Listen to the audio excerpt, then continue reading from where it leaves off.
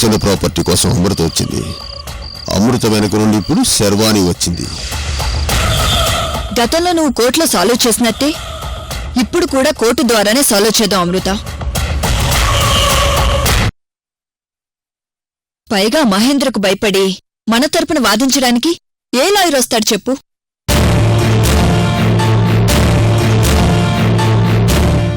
ఒకవేళ వచ్చినా నీలా వాదించే శక్తి వాళ్ళకుందని నేను అనుకోను అమృత.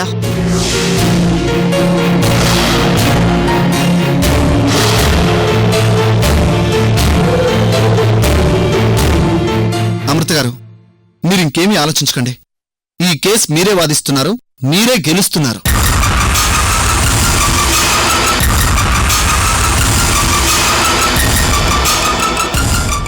రాహుల్ గారు, అమృత వాదిస్తే ఓటమా? అసలు మా అమృతకి ఇంతవరకు ఓటమనేదే తెలీదు.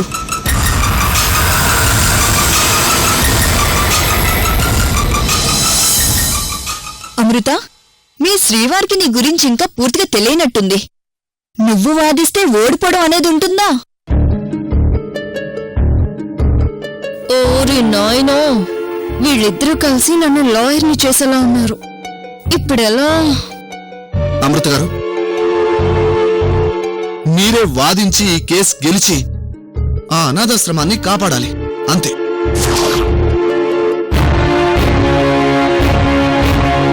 రాహుల్ గారు, ఇక ఆ విషయం మర్చిపోండి. లాస్ట్ టైం ఇలాగే వాదించి గెలిపించింది. ఇప్పుడు వాదించలేదా? వాదించి గెలిపించలేదా? మీరు ప్రశాంతంగా ఉండండి. అమృత, నువ్వు వెంటనే రేపు వాళ్ళకి నోటీస్ పంపించు. వాళ్ళకి దమ్ముంటే నీ ఎదురుగా కోర్టులో నిలబడి ఎలా వాదిస్తారో నేను చూస్తాను. రాహుల్ గారు, నాకు ఆలస్యం అవుతుంది, నేను వెళ్తాను. Good night. Good night. Good night Amrita. Amrita, పద.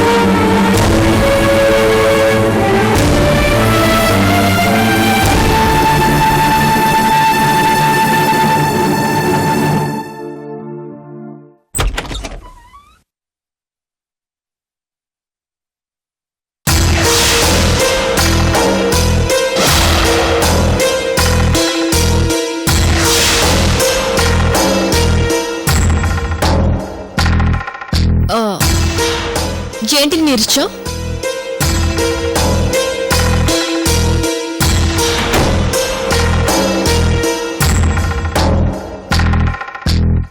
మేడం, మా అర్చన మేడం ల్యాండ్స్ కబ్జా చేసే మనిషి కాదు. అబ్బా, నాకు తెలుసు నీర్జా. లేదు మేడం, మీరందరూ మా అర్చన మేడంను తిడుతుంటే నేను తట్టుకోలేకపోతున్నాను. నేను తట్టుకోలేకపోతున్నాను, కానీ ఏం చేయను? నన్ను కాసేపు వదిలే. నిర్జా, నాకు హెడ్ఏక్గా ఉంది.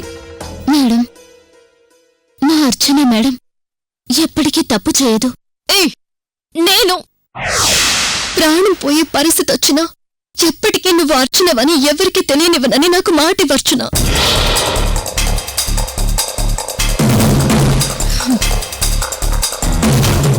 ముందు బయటికి వెళ్ళు.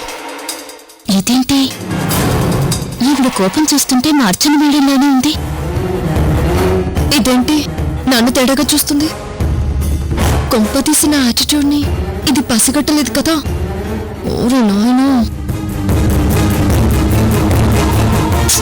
ప్లీజ్ నిర్జా, చెప్పింది చేయి.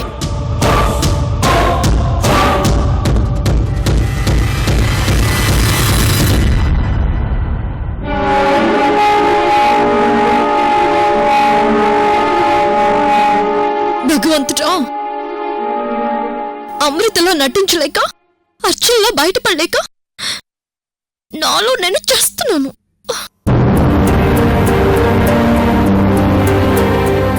ఆ శర్వాణి నా మొగుడు కలిసి నన్ను బలవంతంగా కోర్టుకు పంపించేలా ఉన్నారు. అమృత అయితే కోర్టులో వాదించగలదు, నేనే వాదించి చేస్తాను నా బొంద. భగవంతుడో, ఇప్పుడు నా పరిస్థితి ఏంటి? ఇలాంటి పరిస్థితి తీసుకొచ్చి పెట్టావేంటి తండ్రి నాకు?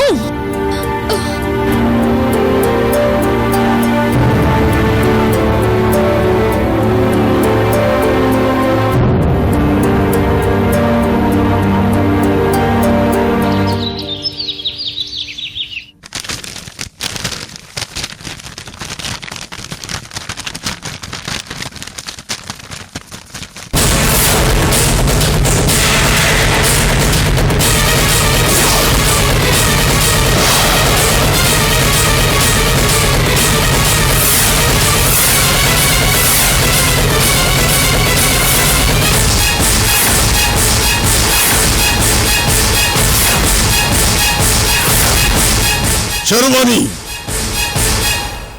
నువ్వేం చేస్తున్నావో నీకు అర్థమవుతుందా? డబ్బులు ఇలా నేలపాలు చేస్తావా? అవసరమైతే నిన్ను నీ కూతురు కూడా నేలకేసి కొడతాను.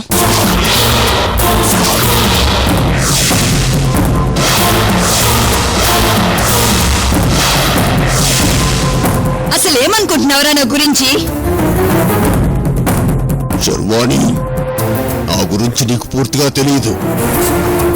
నువ్వు నన్ను చాలా తక్కువగా అంచనా వేస్తున్నావు. రేయ్,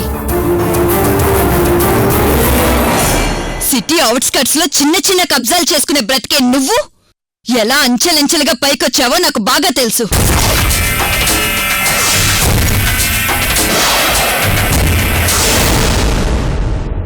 అసలు నువ్వు నా ఇంటికి వచ్చి నాకే డబ్బులు లంచంగిస్తున్నందుకు నేను ఇప్పుడే తీసుకెళ్లి లాకప్లో వేయగలను. నేను లాకప్లో వేసిన 10 నిమిషాలకే నువ్వు నీ పలుకుబడి ఉపయోగించుకుని బయటకొస్తావని నాకు బాగా తెలుసు. శర్వాణి, మరి అన్నీ తెలిసిన దానివి మహేంద్ర భూపతికి ఎదురెళ్ళకూడదని తెలీదా? రేయ్, నేను నీకెదురెళ్ళడం కాదు, నువ్వే మా అమృతకి ఎదురెళ్తున్నావు. శర్వాణి, మా వెనకాల అర్చన మేడం ఉంది. మీ అర్చన మేడంతోనే చెప్పు మా అమృతతో పెట్టుకోవద్దని. లీగల్గా అమృత మళ్ళీ కేసు ఫైల్ చేస్తుంది. మీ పప్పులే కాదు, ఆ అర్చన పప్పులు కూడా ఉడకవని నేను చెప్పానని మీ అర్చన మేడంతో చెప్పు.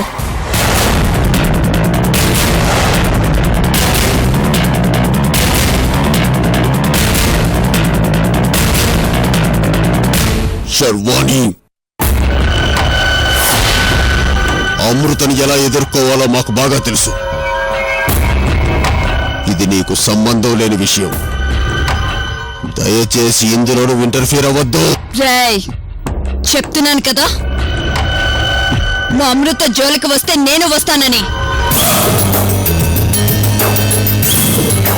మా అమృత పెళ్లి చేసుకుని ప్రశాంతంగా ఉండాలని కోరుకునేదాన్ని నేను.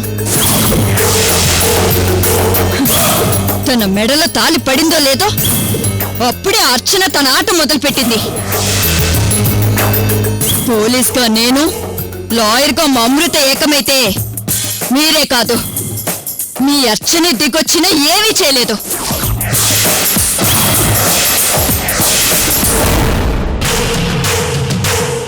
రేయ్, ఇక్కడ ఒక్క నోటు కూడా కనిపించకూడదు. అంతా ఏర్పడి బయలుదేరండి.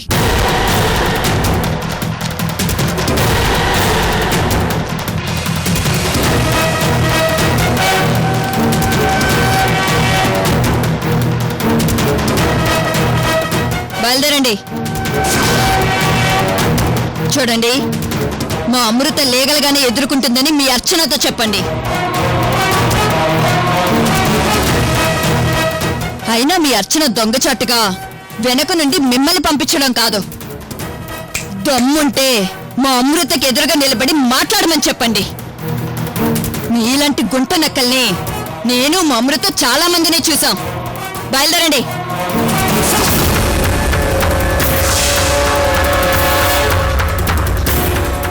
మంచిది శర్వాణి గారు, నీ గురించి నీ టెంపర్ గురించి తెలిసి కూడా మీలో ఏదైనా మార్పు వచ్చిందేమని ఆశతో వచ్చాను. కానీ నువ్వింకా మారలేదని ఇప్పుడు అర్థమైంది. నేను కూడా నీలాగే ఇంకా మారలేదు శర్వాణి. వయసు దాటిపోయినా వీల్ చైర్లో కూర్చొనే నా హవా నడిపిస్తున్నాను. అంటే ఏంటో చూపించావు కదా, నేనంటే ఏంటో కూడా నీకు చూపిస్తాను. రే, టైం వేస్ట్ చేయకుండా బయలుదేరండి రా.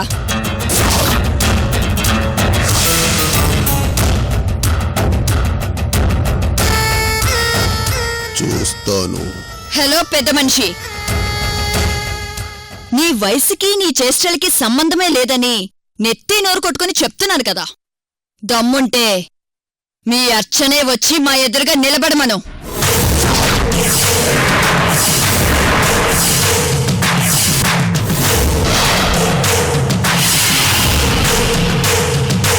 మా అర్చన మేడం నీలాంటి చిన్న చితక వల్ల మాటలకి రియాక్ట్ అవ్వదు.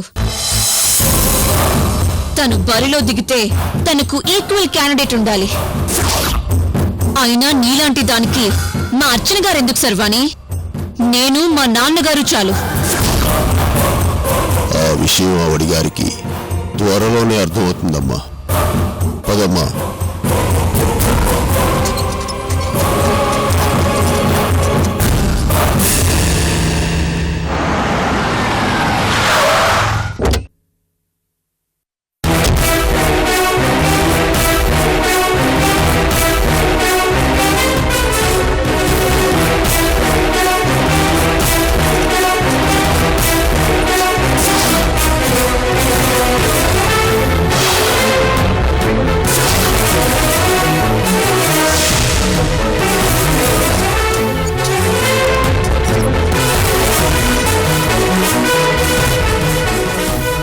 నమస్కారం అమృత గారు. మీరు కనిపించగానే మీకు నమస్కారం చేయమని మా అర్చన మేడం చెప్పారు.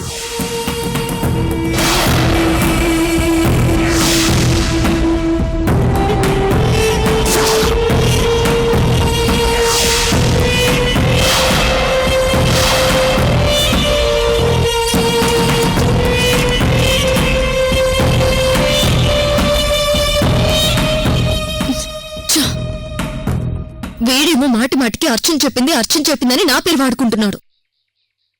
నేనేమో నేనే అర్చనని చెప్పలేకపోతున్నాను. వీడిని అసలు ఎప్పుడు చూసిందే లేదు.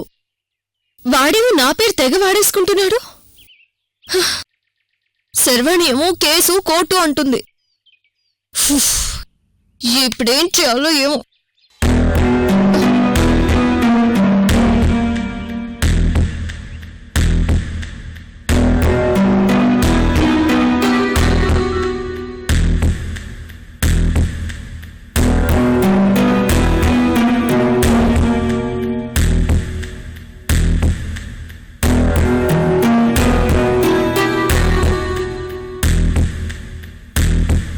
అమృత, నీకే కాల్ చేద్దాం అనుకుంటున్నాను. ఇప్పుడా మహేంద్ర వచ్చి నాకు డబ్బులు లంచంగా ఇవ్వడానికి ట్రై చేశాడు.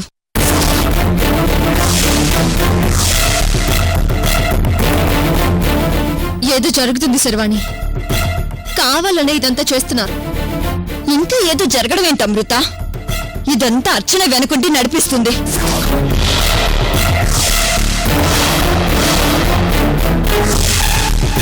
నేను డబ్బుకి లొంగనని తెలుసు కూడా కావాలని ఇదంతా చేస్తున్నారు. రాహుల్ గారు చెప్పింది నిజమే అమృత. నేను రాహుల్ పెళ్లి చేసుకున్నాడన్న కోపంతో తనే ఇదంతా చేస్తుంది. అబ్బా శర్వాణి, నువ్వు కూడా రాహుల్ గారి మాటలు నమ్ముతావేంటి? దీని వెనకాల అర్చన ప్రమేయం అస్సలు లేదు. నన్ను నమ్ము. అంత కాన్ఫిడెంట్ గా ఎలా చెప్తున్నావు అమృత? అదే సిక్స్త్ సెన్స్. నా సిక్స్త్ సెన్స్ చెప్తుంది అర్చన ఎప్పటికీ ఇలాంటి పనులు చేయదు అని. సరే, నువ్వు చెప్పింది నిజం అనుకుందాం. కాని వీడి అర్చన ప్రమేయం లేకుండా అర్చన ప్రాపర్టీ నాదే అని ఎలా వస్తాడు? నాకు అదే అర్థం కావడం లేదు శర్వాణి. అమృత అర్చనల మధ్య కావాలని ఇదంతా క్రియేట్ చేస్తున్నారు. అందుకే చెప్తున్నాను అమృత, నిన్ను వెంటనే వాళ్ళకి లాయర్ నోటీస్ పంపించమని.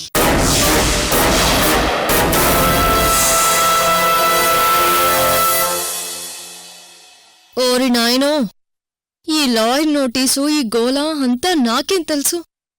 ఇప్పుడెలా శర్వాణిని మేనేజ్ చేయాలో అర్థం కావడం లేదే. ఏంటి అమృత ఆలోచిస్తున్నావు? దీని వెనకాల అర్చన ఉందో లేదో పక్కన పెట్టు. కానీ ఈలోపు ఈ మహేంద్ర చేతుల్లోంచి అనాథాశ్రమాన్ని సేవ్ చేయాలంటే న్యాయ పోరాటం తప్పదు. మనం ముందు కోర్టుకు వెళ్లి ఫర్దర్ స్టెప్ ఏం చేయాలో ఆలోచిద్దాం. పద.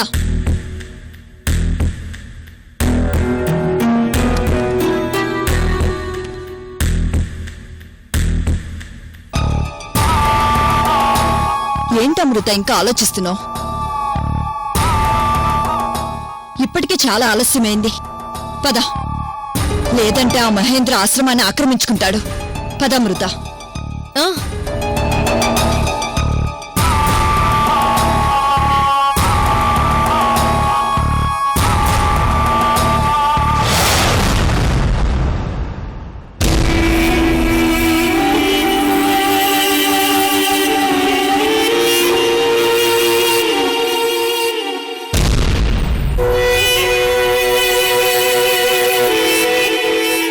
నాన్నగారు, ఇప్పుడేం చేద్దామంటారు? పోలీసులు లాయర్లు కలిస్తే మన పప్పులు ఉడకోవు దేవయాని. వ్యవహారం కోర్టుకు వెళ్ళినా లేక పోలీస్ స్టేషన్కి వెళ్ళినా ఇంకా ఈ సమస్య ముదిరిపోతుంది. బాలు శర్వాణి కోర్టులో ఉన్నా, అమృత కోర్టులో ఉన్నా మనకు ప్రమాదమే. ఇప్పుడు బాలు ఉండాల్సింది వాళ్ళ కోర్టులో కాదమ్మా, మన కోర్టులో. మీరేం చెప్తున్నారో అర్థం కావట్లేదు నాన్నగారు. చెప్పాను కదమ్మా, దేనికైనా ఓ టైం రావాలని. ఇప్పుడు ఆ టైం వచ్చేసింది.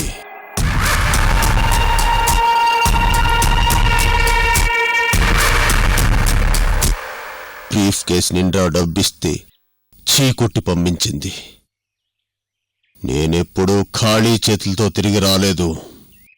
ఇప్పుడు కూడా అంతే. డబ్బిచ్చి శర్వాణిని కొనేద్దామనుకున్నాను. పనవల. అందుకే అదే డబ్బిచ్చి మన వాళ్లతో శర్వాణిని చంపేయమని ప్లాన్ చేయించాను. నాన్నగారు, శర్వాణిని చంపటం కోసం ప్లాన్ చేశారా? ఇప్పుడు దేనికైనా ఆప్షన్స్ పెట్టుకోవాలి కదమ్మా. శర్వాణి మొదటి ఆప్షన్కు ఒప్పుకోదని తెలిసి కూడా ప్రయత్నించాను. ఇక తప్పక రెండో ఆప్షన్కి వెళ్తున్నాను. ఇంకా సేపట్లో మన వాళ్ళు శర్వాణిని నరికి చంపేబోతున్నారు. అదేంటి నాన్నగారు, నేను మీ పక్కనే ఉన్నాను. నాకు తెలియకుండా ఎప్పుడు ఏర్పాట్లు చేశారు?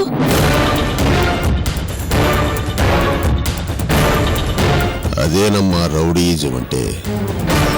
మనం ఏం చేస్తున్నామో మన నీడకు కూడా అనుమానం రాకుండా చెయ్యాలి. పబ్లిసిటీ చేసుకొని వెళ్ళడానికి ఇది సినిమా ప్రమోషన్ కాదమ్మా, మర్డర్. అది ఎంత సైలెంట్గా చేస్తే అంత వైలెంట్గా రక్తి కడుతుంది. అసలు ఈ పాటికే మన వాళ్ళు ఆ శర్వాణి కోసం కాపు కాసుకుని ఉంటారు. కాసేపట్లో శర్వాణి చావు వార్త తెలుస్తుంది.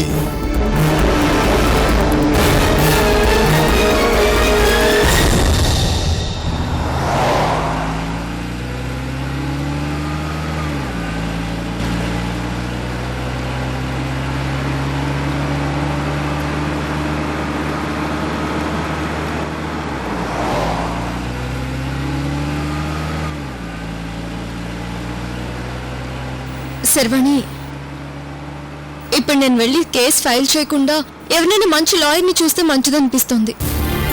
ఒకసారి నేను ఎందుకు చెప్తున్నానో అర్థం చేసుకో. అమృత, నువ్వు మళ్ళీ మొదటికొచ్చావేంటి? నువ్వే చూస్తున్నావు కదా పరిస్థితి ఎలా ఉందో. ఇలాంటి సిచ్యువేషన్లో నువ్వు తప్ప ఈ కేసుని ఎవరు వాదించి గెలిపించలేరు. అది కాదు శర్వాణి, ఇన్ని టెన్షన్స్ మధ్య నేను ఎలా వాదించగలను అని నా మీద నాకే అనుమానం కలుగుతుంది. అందుకే ఇంకొక లాయర్ దగ్గరికి వెళదామంటున్నాను. అమృత, నీకు ఈ టెన్షన్స్ కొత్తేం కాదు, పైగా అర్చన కొత్త కాదు. నువ్వు అలాంటి వాళ్ళని ఎంతమందిని చూడలేదు నీ సర్వీస్లో? అబ్బో, ఇప్పుడు ఈ శర్వాణిని ఎలా కన్విన్స్ చేయాలో అర్థం కావడం లేదే.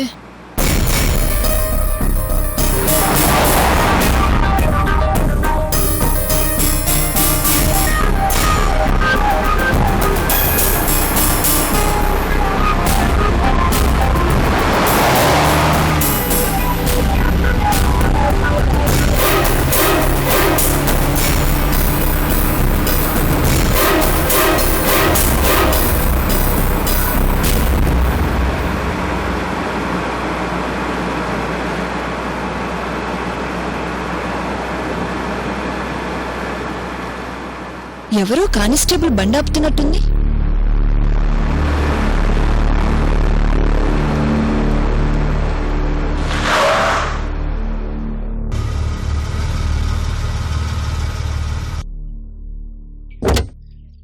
నమస్తే మేడం.